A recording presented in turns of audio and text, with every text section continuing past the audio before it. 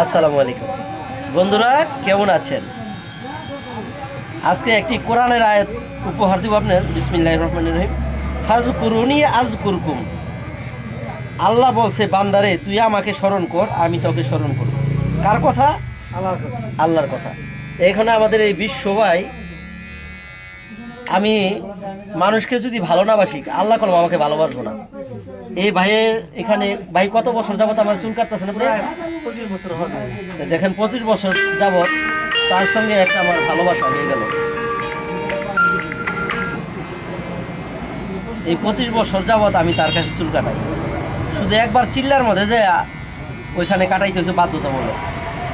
তাহলে আমি মানুষকে ভালোবাসার চেষ্টা করলে মানুষও আমাকে কলম ভালোবাসবে, মন থেকে ভালোবাসতে হবে। সে আমাকে আসতে ভাই কেমন আছেন, আমিও দাদা ভাই কেমন আছেন, জোর করে ভাই একটা চা খান, এটাই কলম ভাই লগে যাবে। মানুষকে যদি ভালোবাসেন, আল্লাহ আপনাকে ভালোবাসবে। আর মানুষের মন জয় করতে হলে বেশি টাকা পয়সা লাগে না তো।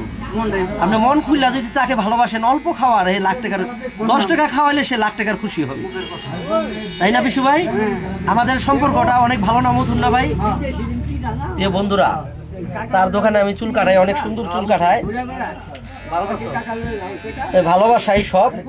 ভালো থাকবেন, আল্লাহ হাফেজ।